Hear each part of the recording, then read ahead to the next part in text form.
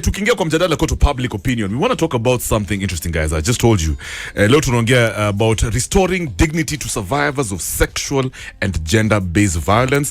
And we are pleased to introduce to you a very special guest. Karibu sana.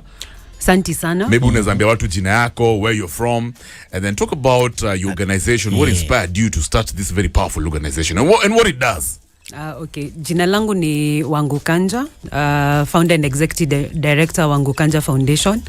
Nilianza Wangu Kanja Foundation having gone through rape in 2002. Na zile changamoto nilipata ndio zili inform the setup ya Wangu Kanja Foundation, because most of the time ukigo through such an ordeal, watu wengi wanakuweka wewe ndio wanafanya victim blaming, wanakustigmatize, stigma, discrimination, wanakublame, wanakuuliza maswali kama ulikuwa umevaaje, ulikuwa unafanya nini usiku, ulikuwa umejipeleka huko kufanya nini, na nikushow time ulikuwa mianga.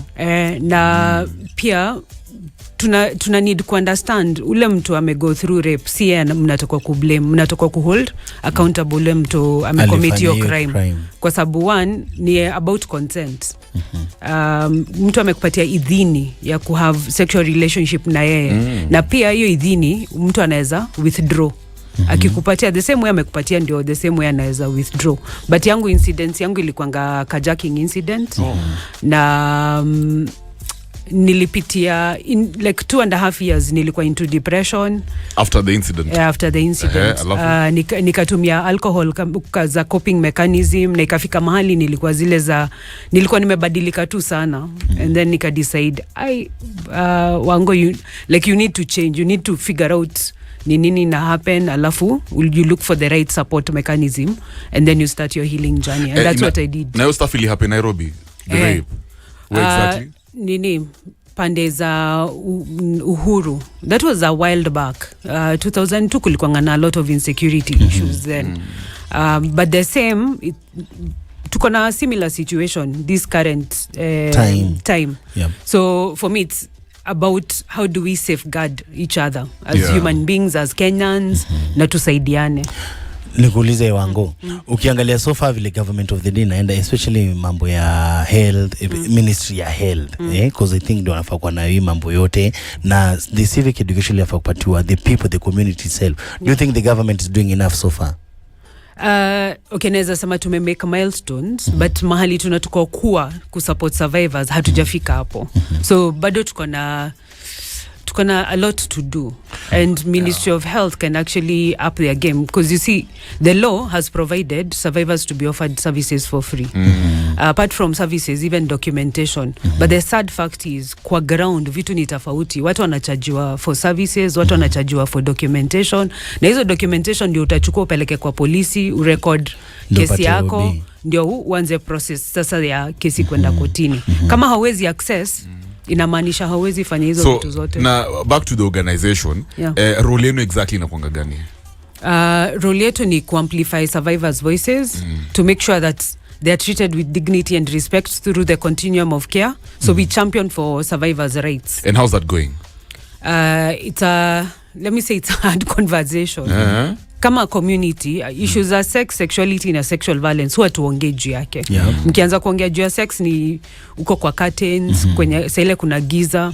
So as Kenyans we need to provide an environment hata kama ni mwanaume, mwanamke ama mtoto go through rape, anaweza tokea aseme story yake bila kumjudge, bila kuogopa kwa stigma. Na that's the only way tunaweza help watu, kwa sababu watu wanaogopa kushare deals zao. So unapata watoto wa 12, 10 wako na pregnancy just because aliogopa kusema.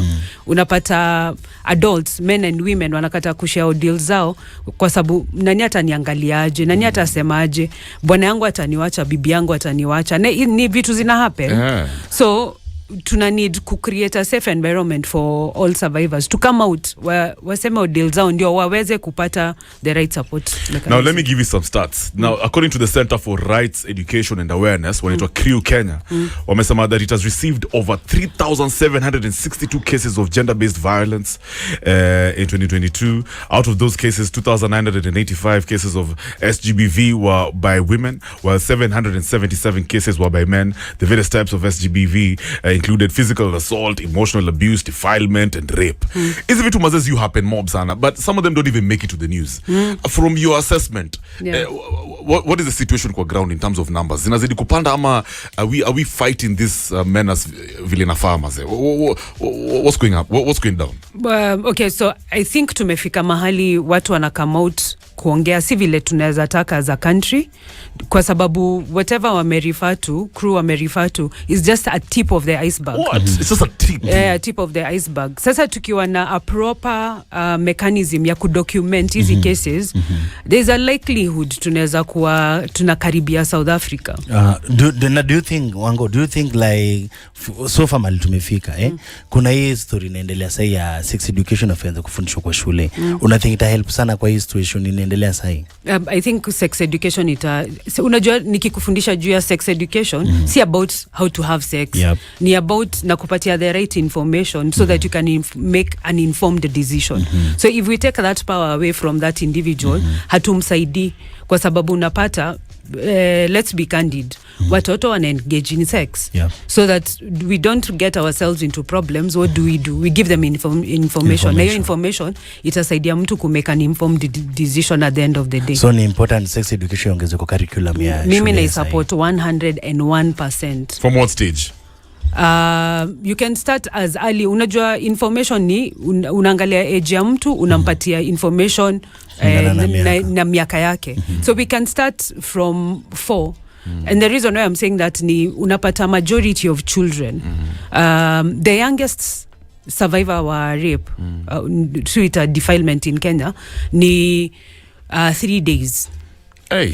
That's a girl. And then the brother was 4 years. The brother? Yeah. So, and this was an incident ilifanywa na biological parents. Yeah, nimesikia vitu kama hizo by the some of these cases zinakwanga within the family. Yeah. Maramo. Because most of the time wala wana committed crimes ni watu people known to us. It can be a father, a mother, a cousin, a brother, uncle. people who are close to us. Sana. Zile cases zina happeningi na mtu haujui ni chache. Maybe carjacking incident kwa ofisi zina happen, but how is it possible that watu wenye wako related to you blood, yani watu people you're supposed to trust ndo wana commit hizi heinous crimes? How did we get there? What's going on mentally, man? Mbona unapata sawa say wana try to victimize their own blood? I think moral fabric yetu as Kenya aiko, it's no longer there, because you find, okay, let me give you a case in point where tulikuwa tuna rescue mtoto. She's around 14.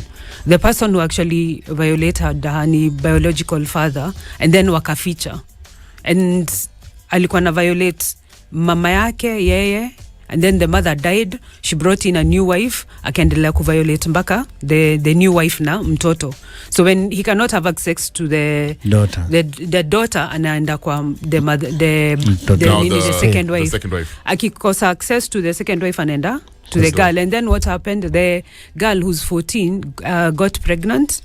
By God's grace ile kitu iko happen ni aku contract HIV kwa sababu baba yake alikuanga HIV. Because also some of these cases are actually like rituals or rituals zile za ameenda maybe kwa mganga, ameambiwa ndio ukihave sex na yeye utakuwa cured of whatever disease ama you will be wealthy. It depends from one geographical area to the other. Story ni tofauti. Utapata side moja wanasema utakuwa cured of your whatever disease, ingine ni utakuwa millionaire, utakuwa nado. So people ina boil down to desperation za watu. Na Wangu ukiangalia so far kuna apart from hizi ma cases za rape vile zimeendelea, mimi nisha notice kitu moja. Hata watu ndio reportaje. ma victims. So hivi tu unapata mtu alikama kashikwa after 5 days tena ako mtaani anatembea. The perpetrators hadi unashindwa nini iliendelea. Do you think the police ambao wanafaa kuwa wanachukuliwa pia na uzito kwa hii story? Ndio nimekama umeandikisha umepewa ubi yako kidogo, umeweza kuona ule msee anatembea huko nje, makarao wanafaa kuchukuliwa pia nini, wako responsible kwa hii story? Okay, naitikiana na wewe, tuna need to take hii crime serious ndio to manage to work towards prevention but also to hold people wale wamecommit hiyo crime responsible. But then pia the constitution provides for the person who has committed the crime apatiwe bail. Okay. So mtamwona tu amerudi kwa community. Not unless the person anapose threat kwa victim ndio itarivukiwa, na watu wana need kuelezea koti. Saile wana face threat and intimidation ndio bail inaribukiwa, mtu anaekwa remand. Una feel wewe kwa hiyo organization yako ya survival of sexual and gender based violence Wangu Kanja Foundation, do you think that's the way to go, ama constitution inafaa ibadilike? Does it even need a constitution, ama ni laws nafaa tu zibadilishwe hapa?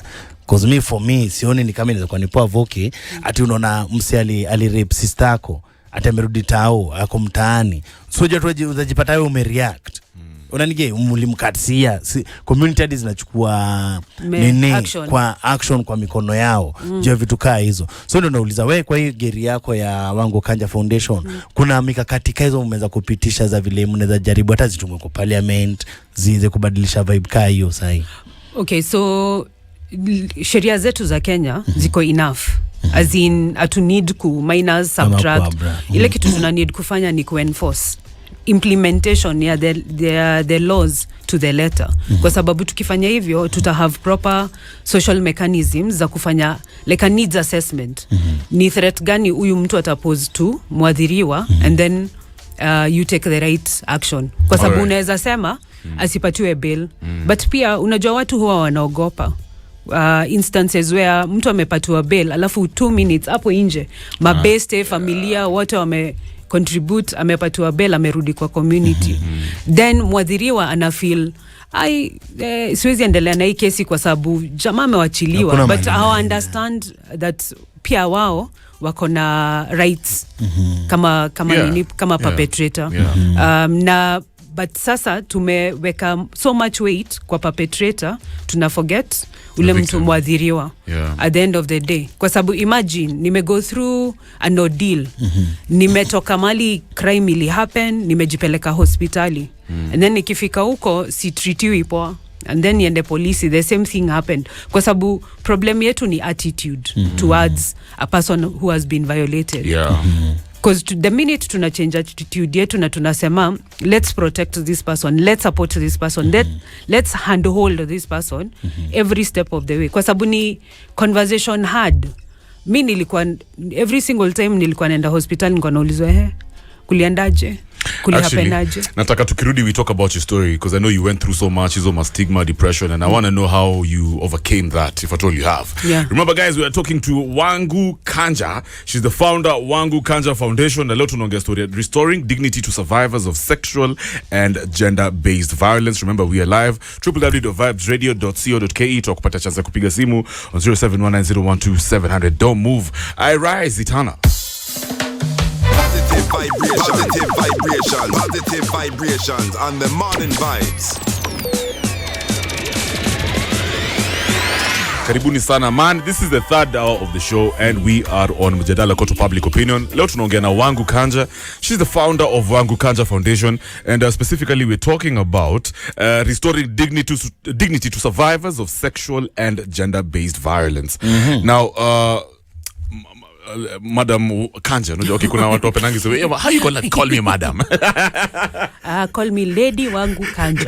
Oh, sorry about that, Lady Kanja. Let's go back to 2002, Maze. I'm sure it was a crazy ordeal and I really feel sorry for you. I empathize, Maze, because I can't imagine being on your shoes. How has the healing process been kutoka hiyo time? Unadhani umepona fiti ama you constantly have to seek help? Okay, nimefika mahali nimeintegrate ordeal yangu to my day-to-day living. Ama normal life, but it took me 12 years to get there. 12 years.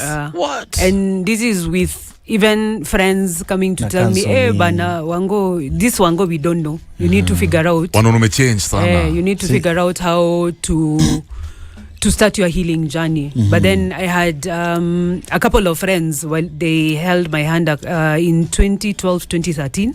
They took me through a coaching process to Kanja now for 3 years, focusing on Wangu. Who's Wangu? How do we get you to start your healing journey? And then I went through a program in Renewing Self via Alabastron, where you now like tackle your issue head on. What happened? How are you feeling about it? Why they change? And then pole you forgive the person, but then that does not mean that you can't access justice. Ama perpetrators walishikwa? No, it was kajaking incidents, wali toroka, and then also si watu najua, of course, total strangers. Yeah. Were you stigmatized? Were you isolated? Maybe blamed by friends, community? Watu walikuwa najua hii stuff ili happen? Manze ilikuanga mbaya because everyone would tell me bana, si waliitisha alafu kakata. Acha jokes. Insensitivity, the insensitivity that we have in friends and family members. Ani watu unajua na wanakuambia hivyo? Why see alikuamba ukakataa, sasa ulikuwa na expect afanye nini? Because you see, majority of people think rape is normal sex. It's not normal sex because the person has not agreed. Yeah, it's not consensual. It's so if the person has not agreed to, kwa nini, why are you blaming them? And then also being in a certain place at a certain time does not give you right over someone's body. Even if the person is dead drunk, that's a no-go zone. Because the person has not given you consent. Being drunk doesn't mean and your consent. If you can allow me to ask, are you married? Are you a mother? No, I'm not married, and I'm not a mother. Okay. Pole, as in, pole. I will get there when I get there. Has it affected your career in one way or the other? How you approach social setting, social life yako vile do you trust people, strangers? Especially men. Yes. No, okay, I trust people, but always my antennas zinakuanga juu 24/7. I'm sure. Because hata when I'm hanging out with my nephews or my children, hata jamaa kiangalia mtoto tu in a funny way, I'm like, right there. That's a perpetrator. Because there is a way people send certain vibes. Unaona mtu ni kama anatamani ule, ni mtoto. Now you're thinking, this is a mature, like 40-year-old. Kwa nini anaangalia mtoto wa 10 years old? Kusema kweli hata mukuanga na hiyo thought. Musema, umsimte wako. You have no business looking at this kid like this. Mukuanga na hizo thoughts pia. So, but how did you overcome the blame and the shame, even to yourself? Unajiongelesha vibaya, maybe, you're constantly thinking you're not worth it. How did you overcome it? It's a journey, so you have to go through a process. Let's start from there. You can't just wake up. Kumashadi sasa uko tuko hiyo journey as we speak, because mimi najaribu ku notice as long as una mtoi sasa na hauna bwana sasa inaweza kuwa hiyo kitu ile happen imekuzuia kujiopen up kwa mtu mwingine, at least kupatia na chance nyingine. Because okay, for me I think it's a personal decision. If you want to be in a relationship or not, it's a personal decision. If you want to have a child or not, it's a personal decision. That has not affected my decision to get there. But lazima, you are comfortable. By the time una make those decisions, you are comfortable. Because for me, I'm always asking myself, am I getting a child nimlete kwa hii dunia ambayo? Exactly, I can imagine. Should I not? But then, even with that, I normally have candid conversations with different, especially psychologists, mental health mental health practitioners, for us to be able to help not only me but other people to get to your place where they are feeling comfortable to get into a relationship. Because you see, women and men wanakufa kwa relationships because it happened and you haven't disclosed to your significant other. There's a person who it happened to two months ago. That person is so scared to disclose to the husband, but ana change, and the husband will notice, and every single time atakona muliza what's going on, but her disclose just because she's so afraid akimwambia the person will either change atamwona differently ama ata decide when ndio ulijipeleka, when ndio ulijitakia. So at the end of the day, why should I disclose? Sinikufe tu nayo. So ni ukweli hiyo act ka hizo heinous acts zoleta depression na pia a low self esteem. Yeah, depression, low self esteem, you're always second guessing yourself, but it is possible to go through a rehabilitation process, and you start your healing journey and you integrate your day-to-day life your ordeal into your day-to-day life. The lady Wanja, there are many Kanja, the women out there hata machali junja sifikirianga watu kwa raped peke yake ni madem, ama even just abused or whatever in any other form. Does it help to talk to I know there's a lady ama a young man out there, whoever anatusikiza sasa anasema, man, even me na secret nimekuwa nikiweka for the longest time ever. How should they approach this? Who should they start talking to first? Mtu wa kwanza kabisa atafute counselor. Na sisemi counselor wale wachache wanaomba na mnasema we are moving on. Hapana, a professional. Ule ataofa either a psychologist, a psychotherapist, au ndio wana need kuongea nao. And then this is the one thing that people need to understand. The first day you disclose your deal to anyone, you're actually starting to take your dignity back. You're healing. Because you see, the person took away your dignity, but now you're taking it back. You are taking your power back. The more you keep quiet and the more you say, hii sita address ama hii sitaongea juu yake, ina kuchokora, na the more inakuchokora, the more unaenda kutumia vitu ambazo utakiwi kutumia, like alcohol, drugs and substance abuse. Watu wengine huenda wakiwa promiscuous. And we are not addressing the underlying problem. When you see people consuming alcohol left, right and center, ama being promiscuous, atulizi why. Nilikuwa na chiki documentary fulani maze, kuna chali pia alikuwa abused as a young man, and the older he was getting, alikuwa anasema, you know what, when I watch all these motivational videos for people like Andrew Tate nini, anasema alikuwa na believe solutions, the healing process starts with himself. So anasema there is absolutely no, this is a guy, alikuwa anasema there's absolutely no reason for him to go and seek help. Yeye alikuwa anasema he is the solution to all his problems, he has the answers nini, yendo most I from within. Is that true? Can you actually heal yourself without reaching out to people out there, external factors, whatever, other people like psychiatrists, Can you successfully sort out your problems if at all you've been abused as a man, for example? No, that's a lie. You have to go through a process. It's impossible. You have to go through a process. Na hiyo process lazima mtu mwingine ama program flani ikwe involved. Kwa sababu you see, the other person will be reflecting back what you are saying ama what you are doing, so that they ask their hard questions. Not unless you can ask yourself hard questions. Like, how has that ordeal changed you? And what you need to do. So it's a process that you need to seek help from a professional. So Kanja sahi, for example, as we speak, hivyo tukivana jaribu kusema hapa, kuna watu wengi sana wanasikiza hii show huko nje, kuna watu wamepitia hizi manoma pia. Unaget na unapata hadi wengi vile tu tumesema, unapata ni mtu yeye aliabiziwa na budake, budake ndio breadwinner kwa hiyo family, so mother hakuna venye anaweza ambia na hii story, or rather pia mother shahandangwa haizi ongea out hii story, unaona. So na akienda karao at the same time pia makarao hawamsaidii. Unaget so kwa watu kwa mamtani, like those people from Ukuru kwa Jenga, because these things they happen especially kwa mageto sana. Ungewapatia ma advice, ungeambia wanzie tu wapi, ni wapi papopa kwanza. Kuna ma groups ziko kwa hizo mamtaa, kuna watu wanaweza pigiwa masimu ambazo wanaweza wekataya hata unaweza ikani siri, lakini tunajua buda nani already ashastakiwa. Do they have something like those kwa sahi kwa hii system tuko nayo? Iko. So under Wangu Kanja Foundation we have a toll free line 1519 1519. Mtu yote anaweza piga simu and then tunaona vile tunaweza kusaidia. 1519 1519 and it's at no cost. It's free. And the reason why tunauliza watu, kama uwezi ongelesha polisi, kuja come kwetu, kuja tuongee na wewe and then tutakushika mkono tukuhelp. Tutaenda hosi, tutaenda kwa police station, tutaangalia environment yako, because at the end of the day ni what is in the best interest of you as a person.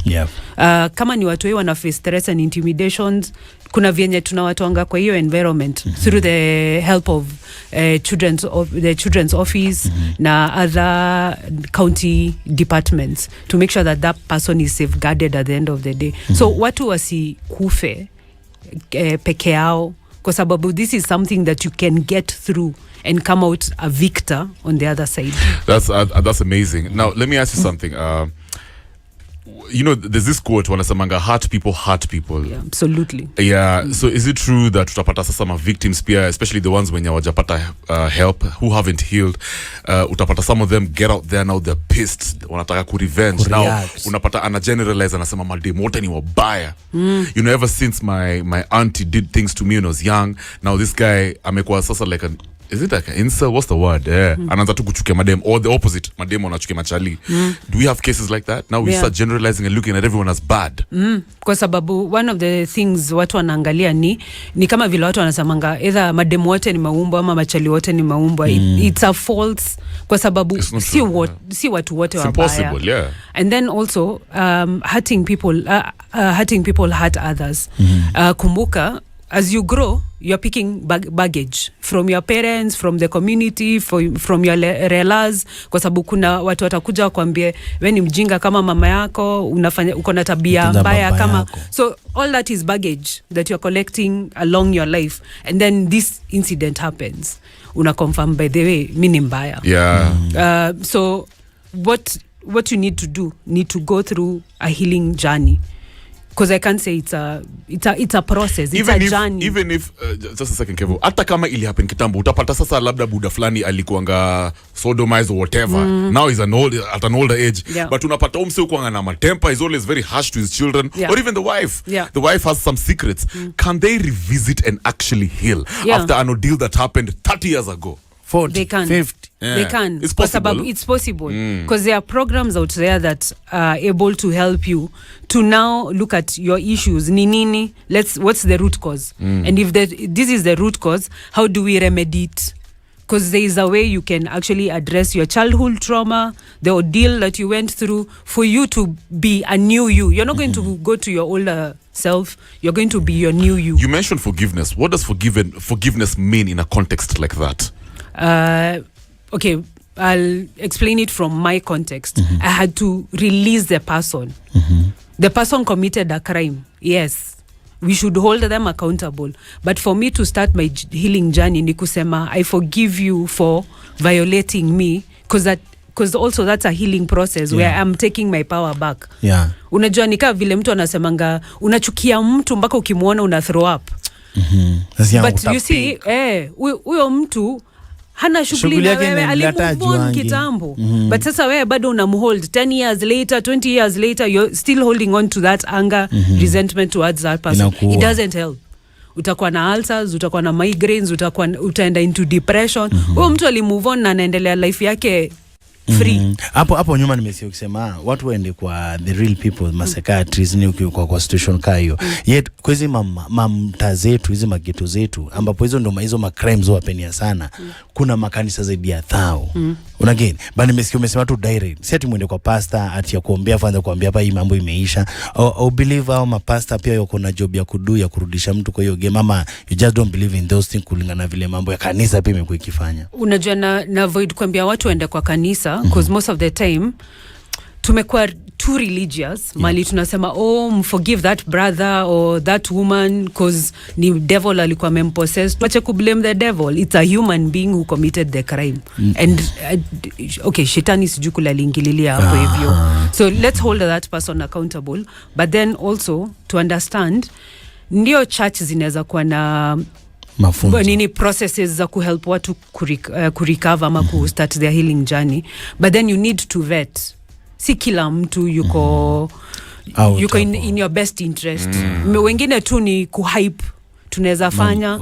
And then also prayer is good, like I believe in prayer, but then you have to accompany an action with prayer. Absolutely. So at the end of the day let's look at example ya Mwende.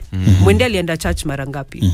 Kusema husband yake anamchapa leo kesho kutwa, eventually walimchopa mikono zake mbili. So it requires for us to have a candid conversation, whether it's from the pulpit or from civil society organizations or from mental health institutions that are providing support to survivors. We need to have a candid conversation. Na lazima mtu anze, it's a journey. You have to start by one thing, coming out and saying, I was violated and I need to start this process. That. Now, before we take a break, how does healing look like if you can actually see the perpetrator in your community every day? Wamepewa bail, but you're saying, the healing actually has to start. You need to start talking. Is it possible? No, jamaa tu anatembea hapa, it's just around. It's possible because it's not about them, it's about you. There's a process that will hold them accountable. But sasa hii ni juu yako. Kama Wangu, where do you want to get in the next 10 years? How do you want your life to look like? Unataka continue consuming alcohol to numb your pain? Ama unataka to start your healing journey so that you can thrive? Now, is my crime? All these SGBV cases, are they mostly in rural settings or urban settings? I can assure you it happens in every context. Just the same rate. Lavi, Kile, Mukuru kwa Ruben, Ushago, in major towns, as in it's happening everywhere. The only thing is we have not given confidence to survivors to get to a point where they are saying it's happening here. Kujeni mtu saidie. And what about those safe houses? Are there just as much uko pia mashambani? Okay, so let's acknowledge one thing. We don't have government safe houses. This is the time government is trying to set up safe houses in each and every county. I don't know whether you saw the National Government Affirmative Fund. Yes, they've actually putting up 8. They put out a tender. In Nairobi, we've the women rep and the county government is setting up one karibu na mji wa wazee. But then that's not enough, because survivors si homogeneous. Sexual violence, domestic violence, trafficking, hawa tu ni tofauti sana na interventions zao pia ni tofauti. Hawezi sema tunawaweka nyi wote hapa alafu tulampiwa hapa alafu tuseme i program ita work for nyinyi wote. Whatever a person goes through especially when a person is being trafficked for sexual exploitation, is totally different from a person who has been raped in a domestic setup. All right. And also like a sex worker, tofauti na domestic work ni tofauti. All right, guys, kumbuka we're having a very powerful conversation hapa hivi maze. Tuko na Wangu Kanja. She's the founder Wangu Kanja Foundation, and today it is all about restoring dignity to survivors of sexual and gender-based violence. If you have any comments ama swali, tupigie simu. Lines ziko open, guys. 0719012700. We're live www.vibesradio.co.ke.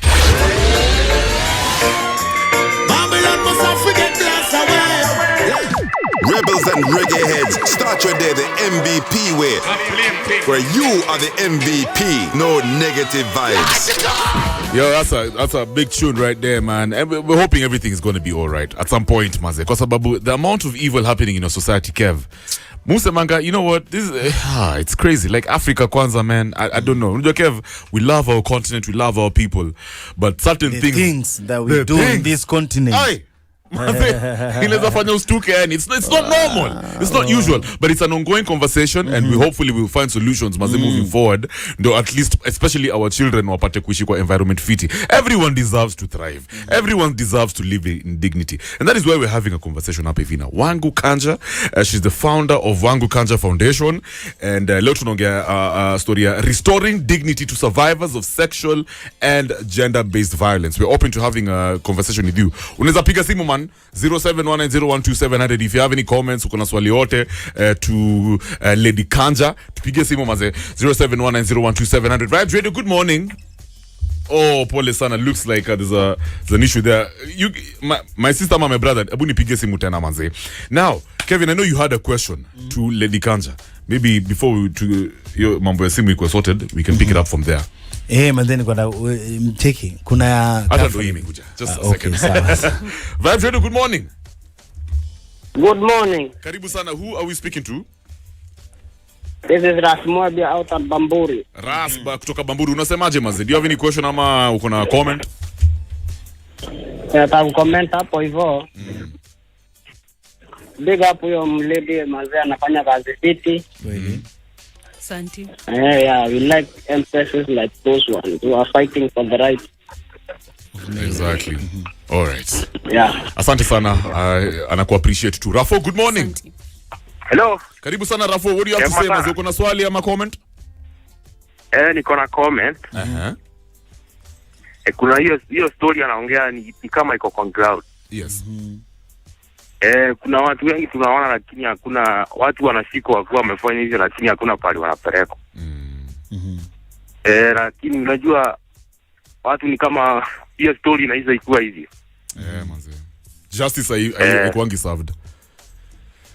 All right, asante sana. She'll touch on that. Alulu Rangia Jogo kutoka Mukuru. What do you have to say, my brother? Hello. Alulu, tunakupata. Kuna comment ama swali to Lady Kanja?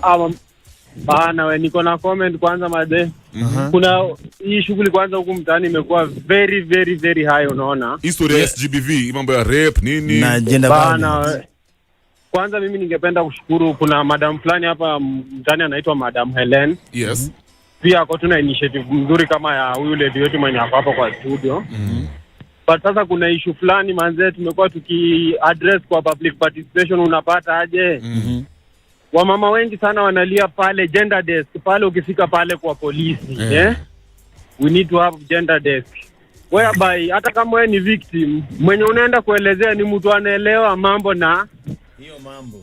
What is nini inamaanisha mtu maybe kudhulumiwa, kurepiwa, unaona? Yes. Si ati unaenda ku raise alarm kwa mtu kama karao anakuambia ati hebu enda ukaa mna huyo mtu mwenye. Sasa unaona hizi ndio vitu sana maybe zinaweza punguza vitu kama hii pale kwa makarao kukuwa na gender desk. All right, asante sana Lulu, big up. Thank you so much for giving us a call. Wase. Now, I think tunaweza na take because we're left with about 4 minutes, Kevin. Maze, umesikia huyo jamaa amepata point moja deadly sana ya gender desk, na of which nilikuwa nakuuliza hata hiyo, do you think inafaa kuwa important, ni kitu important, if I say kuuliza ni kitu important. So far Malu umefika na hiyo organization yako ya Wangu Kanja Foundation. Mechanism kaizo mshaanza kuangalia vitu kaizo, mshaanza kuileta out, in fact ushonge na MCA huko Malu unatoka MP wa kwenyu, mshamwambia vitu kaizi, anajua na ana support the importance of things like a gender desk. Okay, so sisi tuna advocate for a sex crimes unit, not a gender desk, kwa sababu gender desk ni desk alafu kuna individual hapo. So nini low hanging fruit hata for this current, let me just say this, for this current government, a sex crimes unit is a low hanging fruit because all they need to do is convert the people who are working at the gender desks to be aligned to the sex crimes unit. Then inamaanisha anyone who has been trained, because civil society organizations mara mingi ndio wana train police officers in such cases, wana alainiwa tu kwa hiyo sex crimes unit. Hebu jiulizeni, tuko na water unit but hatuna a sex crimes unit ambayo inaweza kushughulikia Kenyans, na hiyo ndio the most important bit. Hao ndio voters, hao ndio na taxpayers. So noma sana less than a minute. Kuna unaona Malika Russia for example, wanapitisha law ya rapist na pedophile wako castrated. Ukipatikana kwa hiyo crime, upatikana umefanyia hiyo crime na kuna evidence ya kabisa ni ukweli wewe ndio ulifanya. Wewe hapa Kenya, what do you think? Tunafaa kusupport kitu kama hiyo?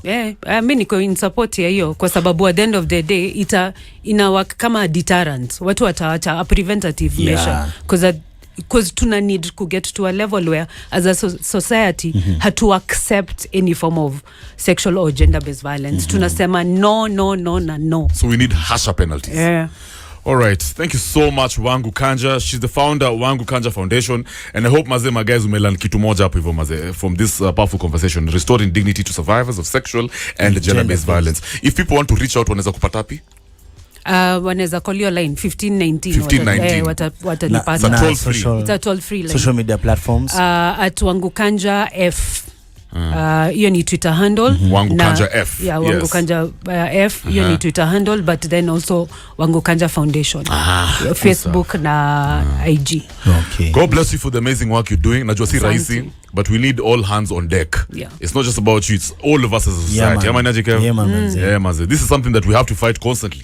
Hii ni normal, because I mean, what future do our children have then?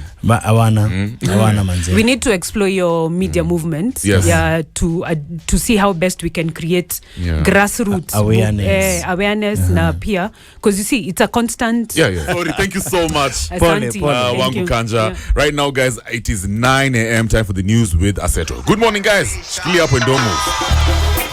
Morning vibes, where you are the MVP. No negative vibes.